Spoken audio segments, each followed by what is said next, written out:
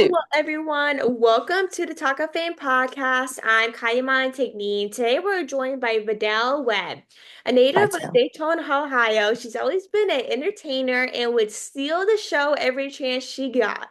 She made a name for herself in Kentucky and surrounding areas before relocating to Atlanta, Georgia to pursue her dreams further in 2009. Since then, she has traveled nationwide performing in multiple films, music videos, commercials, fashion shows, and stage productions. As this wasn't enough, she also wears a hat of public speaker, writer, director, and producer. With a passion for community activism, she uses her career in entertainment as a platform to help people in need. As a mother of three, she juggles a family and her entertainment career, all while helping others to achieve their goals. In 2010, she officially founded her first nonprofit organization called the Feed the Homeless Tour, in which she and her family help homeless individuals from state to state during their industry tours. With roles in film and TV shows such as Tyler Perry's I Can Do Bad All by Myself, Lifetime's Drop Dead Diva, and the CW's A Vampire Diaries. She took a step back from the spotlight to focus on her stage production, The Face of Homeless, which premiered in Atlanta, Georgia in August of 2013, and for the first time tied both her career and passion for helping the homeless together in one beautiful package. In 2022, she officially founded Us Three Productions, which provides a unique blend of all talents, and she possesses two various projects meant for healing and deliverance. Rather than this simply entertainment, each show depicts her real life testimony of the struggle she had to overcome to consider herself triumphant. She certainly has many stories to tell. In 2020, she published her first book, a memoir entitled I'm a Poetic Ensemble.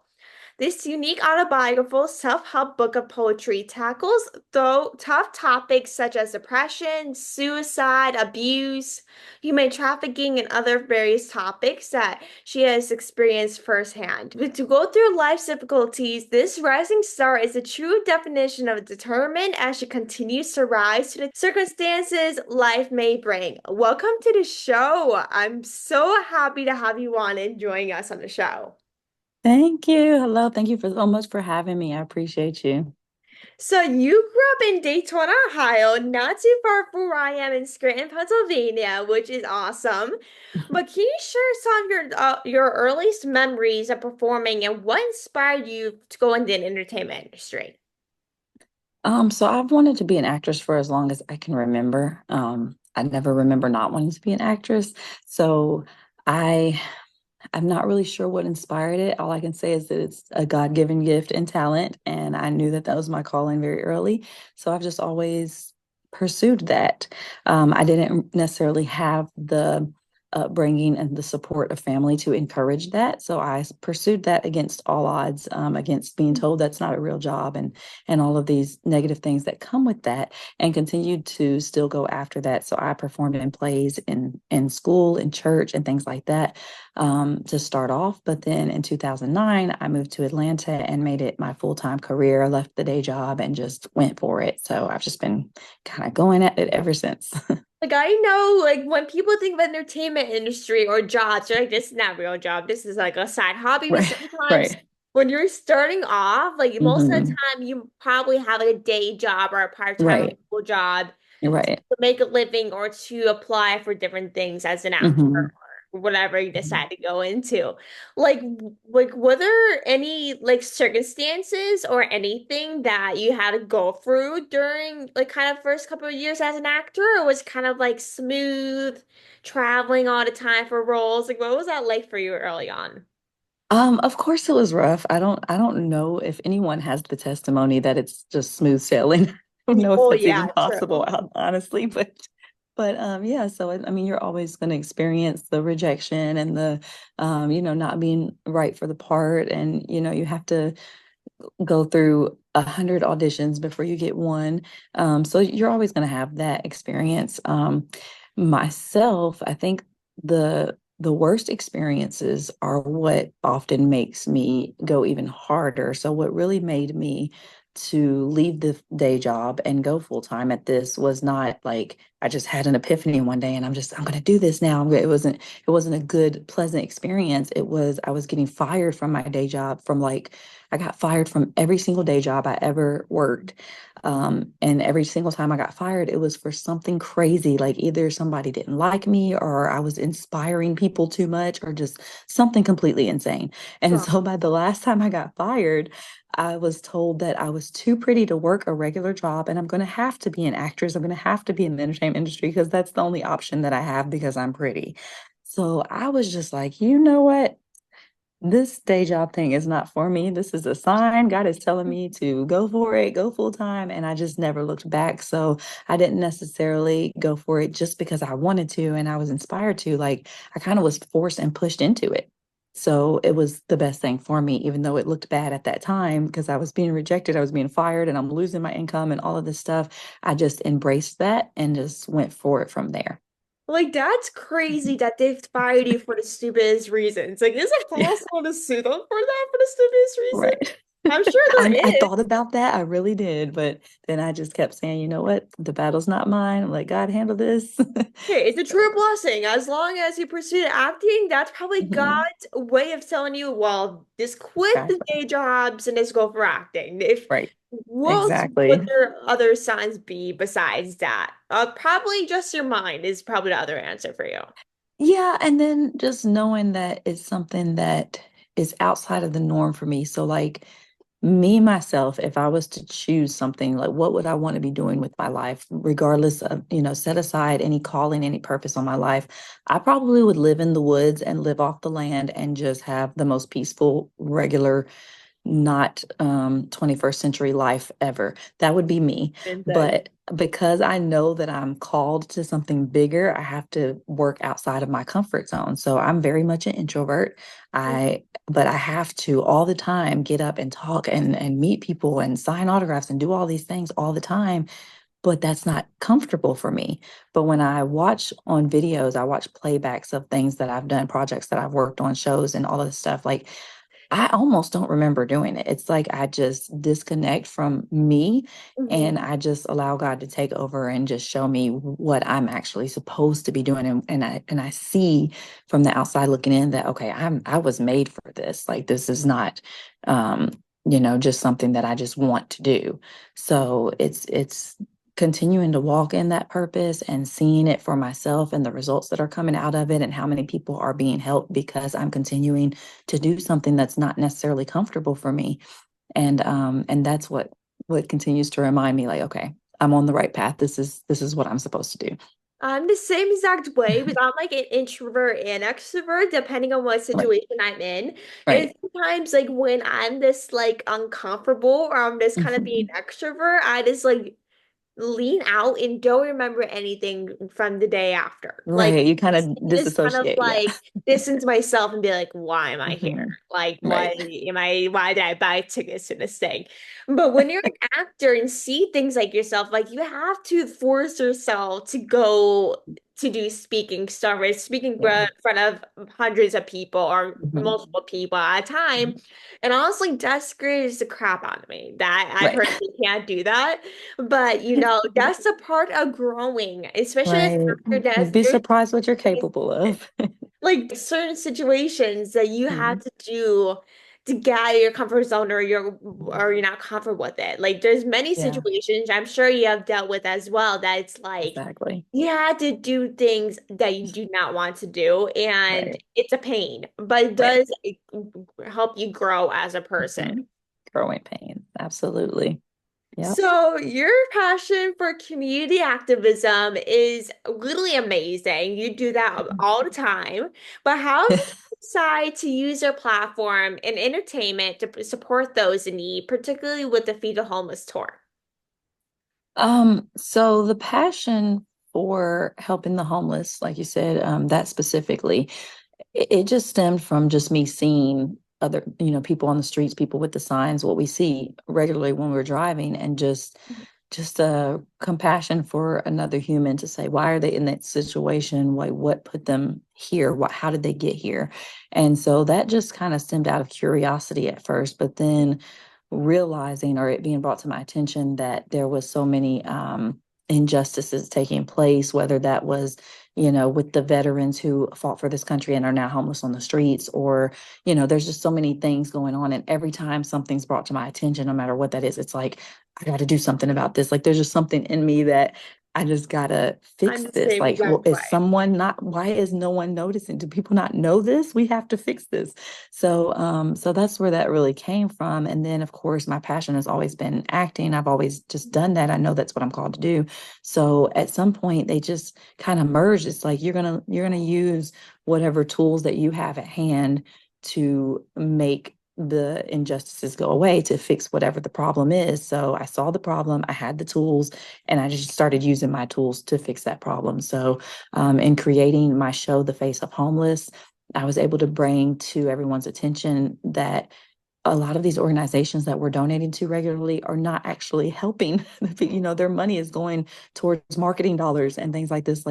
But when you're in a position where you need the help, then you go to these places and you're not able to get the help that you need. So this is something that people did not know, that I would not have known had I not gone through it. And so now I'm going to use that knowledge and the tools that I have, which is the ability to create plays and to act and to sell out a show and all of these things, to bring attention to that problem and use what I can to fix that problem. So it just only made sense to me. And as I continued to walk in that, it's just started to fall into place as it should. So that's how you know when you're called to do something and you begin to walk forward in it, like God makes a way for it to happen, and it starts to be, I want to say, somewhat effortless in a lot of ways. Like I know I'm doing something right.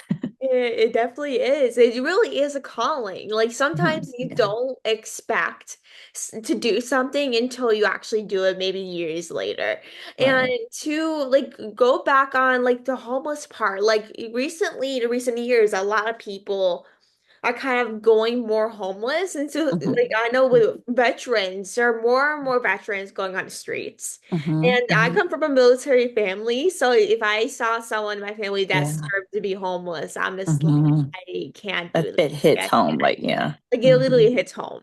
And Yeah. to have like see all these people's homeless, whether it's in my area in Scranton, Mhm. Wilkes-Barre, New York City, Los Angeles, or one of those big cities, and when I drive by those places, I'm just like, I Breaks feel your heart. bad Yeah. for those people. Like, Yeah. I don't know them, but I want to Mhm. help them. Like, even Right. though, like, I'm the type of person that absolutely loves to help people no matter what. And Yeah. whenever I see that type of thing, I'm just like, I want to get out of the car and talk to that person, see if they want Right. Just want to help. give them a hug and fix all their problems. I I totally know. get it. I feel like sometimes I'm in that situation. I'm thinking to myself, am I God or something? Like, the God feeling. Hey, well, we're supposed to behave like Jesus. And so what would Jesus do? He wouldn't just walk by and ignore that person and be like, well, good riddance, good luck, like. Yeah, good So we're luck. we're See you supposed to later. be, Like yeah. just pretend it just went one ear out the other. Right. Exactly. We're supposed to be doing that. And just imagine what a world we would live in if everybody felt that way, if everybody was making an effort to make a difference in the things that they see are wrong. And when their brother or sister is struggling and hurting, like we're all supposed to think that way. That's not the case, unfortunately, in this world today. But it's important that people like you and I do that so that we can be the example for others. And then in turn, we will help to create more people who are doing that. So You're that's right. And that's when very people important. see people doing that, they're most likely to do the same thing they're doing, spreading love and kindness to people. Exactly. Maybe they're It's homeless contagious. or a veteran. Like when they see people do it, they're most likely to do the same thing and pass it forward. Exactly. Yep. And That's so what to that's go what we got to into do. your production company, you founded Us Three Productions in 2022. What Mhm. is kind of like the vision behind this company and how does it differ from your previous projects that you have done? So really us three productions came together because I was doing so much, as an actress, model. I became an author, published my book during the COVID crisis, and then started doing public speaking. So it's like I was doing so much and I needed to just bring it all together into one place to where it was like, okay, let's create a production company. Now we're producing all these, because that's the one thing that everything had in common. It's like I'm producing all of these different projects, whether it's a book or play or movie or whatever. And so we just wanted to get it under one umbrella, make it official, make it,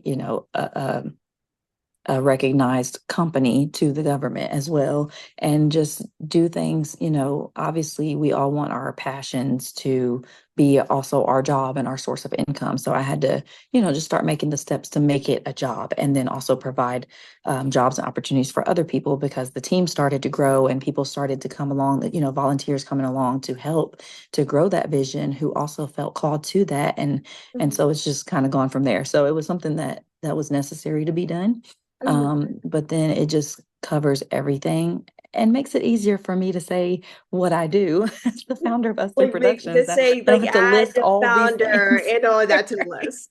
Right, Us Three Productions. There we go. And that covers all of it. So, Yeah, it covers everything you're doing and is put into one certain yep, thing. just one package there.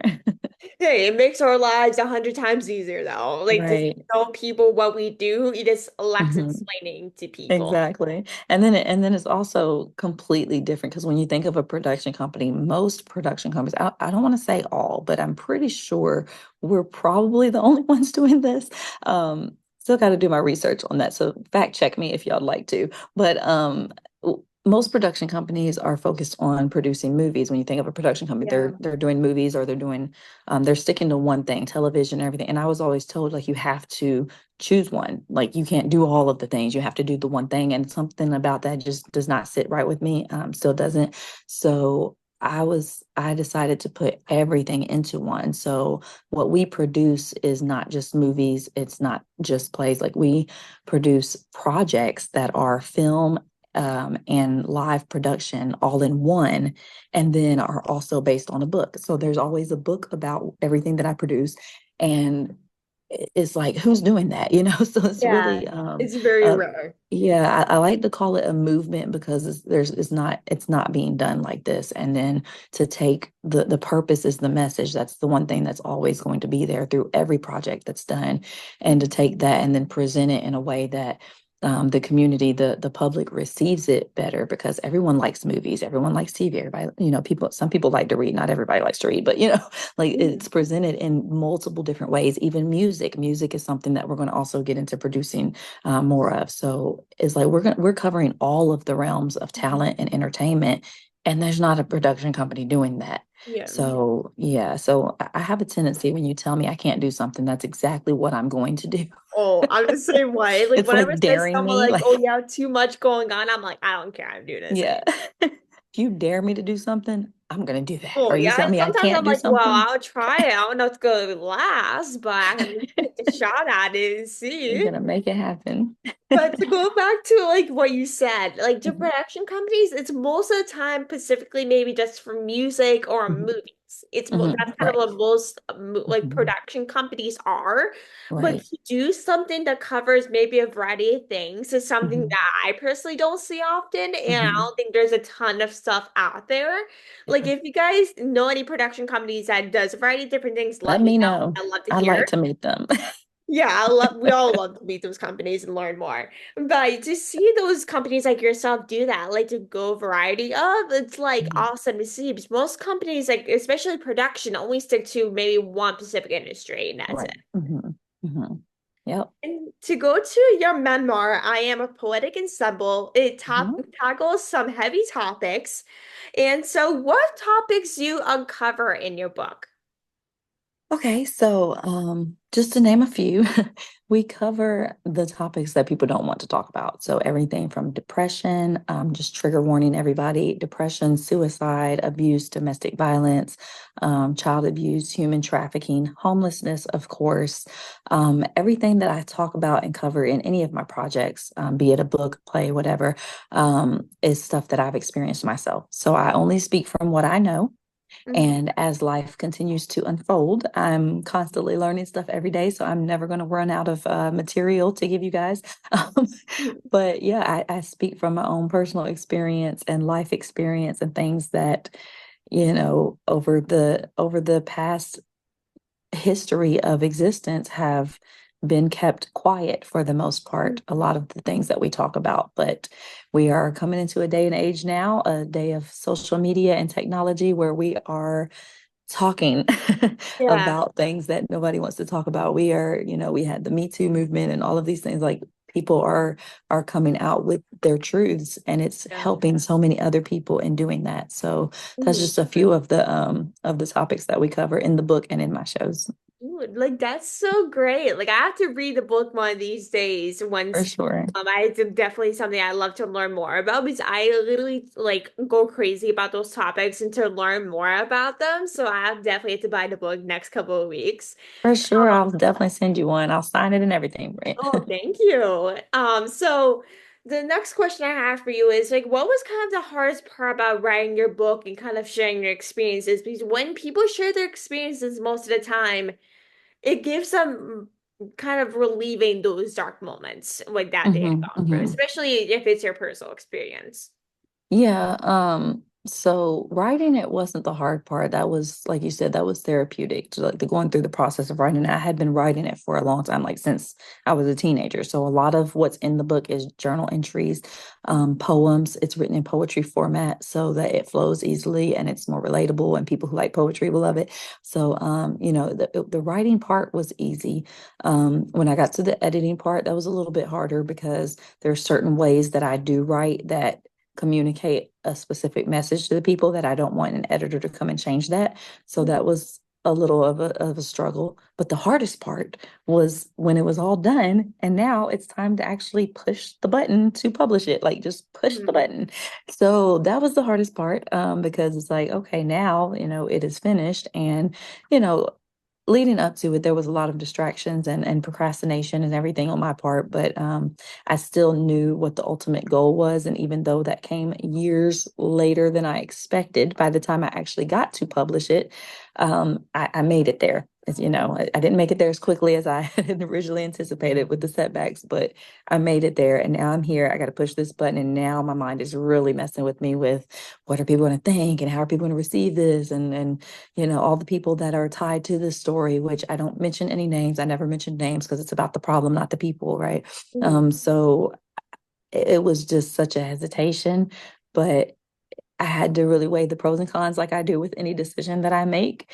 And the fact of the matter is that it is more important to save lives with our message than it is for me to be worried about being embarrassed or having anybody come at me or whatever could have been a possible consequence of me publishing this book. So I chose to go ahead and just push through it and publish it. But that was not easy, but it's I'm done. sure it wasn't. Like I know, like for me, if I wrote a book or am currently writing a book, like the Awesome. writing problem is not like the biggest issue for me. It's like when the book is actually finished and actually publishing it is a question from when I'm going to end Right. this.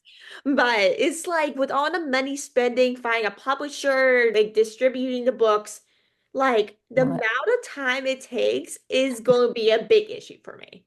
Right, right. Yeah. And I think so for me I chose to self-publish as another thing that I needed to do when weighing the options, because I needed everything to be presented how I need it presented, because there's a hidden message in all of my book. So I didn't want anybody changing that. When you work with the publishing company, a lot of times they have full right to change whatever they want, and then it loses the message that you're trying to convey. So I went with self-publishing, and looking back on it, it's not as difficult as it seems when you're in the moment. Like even now, Yeah. working on getting the next book published. I have multiple books written. I have one book published. Like the steps from the time you write it to the time it's actually published is not as long as it seems. It's just like Mhm. your mind will play tricks on you and have you so distracted, and just whatever procrastination you can possibly do to, Yeah. and really it's just a matter of going ahead and pushing it. Like we'll think that it has to be perfect in order to be published, and it does not. Like even after I published the first book, I went back and made changes. And then because I self-published, I was able to do that through Amazon. It really wasn't that difficult as I made it seem at the time when I was trying to figure out how do I do this. Yeah. So I went back and just changed it and just edited. So there's going to be some people out there who have the very first original rough draft. They might see some errors in it. The cover's not even exactly the same. It's got my old last name on it before my divorce, all these different things. But that, hey, those are going to be, you know how much that's going to be worth one day when you have like only a good 1,000 of those running around here and they don't even exist anymore. Like, so Yeah. I try to look at the bright side of that. Hey, And then, this you you know, like you just have to find a way to not yeah, control those thoughts and right. Just actually go just through it. play along with it. Because when you Hmm. are stuck in those thoughts, like you are not gonna enjoy it as much as you thought you were when you were writing. Right. Right. But you just got to push through it. And that's the main thing is just once it's done, then it's like, okay, I can do this. I did this before. I'll do it again Hey, it's and just more get easier from point A writing to the point B. second one with the thoughts exactly than the first one. Yeah. It's because you've done Hmm. it before, so it's much Hmm. easier than the first time. Yeah. Yeah. But I think that is the best way to wrap up this episode. I literally had so much fun talking with you and definitely need to do a part You two with you too. one of these days. Discuss all your other projects that you're doing and upcoming For projects. sure. And Hmm. I really appreciate you coming on to talk with us today. It was so great to talk with you and really appreciate you coming on and taking the time. Thank you. And I appreciate you for having me. And for sure, make sure, so this is my book, I Am a Poetic Ensemble. You can get a copy from my website just so that your viewers know. My website is vitelle.net. That's Vitelle.net. You can definitely get a signed copy from there. You can check it out on Amazon. And also just wanted to make you and your viewers aware that we do have a world tour coming up. As I mentioned earlier, we have a show that goes with every book that will ever come from me. We'll have a show with it as well. This particular show is called Nine Lives. The 2025 World Tour is starting off in January, and we are coming to Orlando, Birmingham, Raleigh, North Carolina, Atlanta, Washington, Houston, Nashville, Boston, and Bowling Green. We're not limited to that, but that is where we are starting. We're coming to all those states. So if you're in one of those areas, definitely reach out, get tickets to the show so you can experience the Nine Lives movement for yourself. It is all about healing from trauma, and that's what it's all about. We're traveling the world helping people to heal. So I hope to see you at one of the shows when we're near you, Sure, I or definitely maybe have we'll to look come into to more info. Pennsylvania. So, like, feel free to Yes. send me all the info, and I'll definitely try to make it to one of those states. Awesome. Would love to see you there. Thank you so much again for the opportunity. Of course. Thank you again. And thank you everyone for listening. I'll make sure to like, subscribe, and review, and I'll talk to you guys very soon.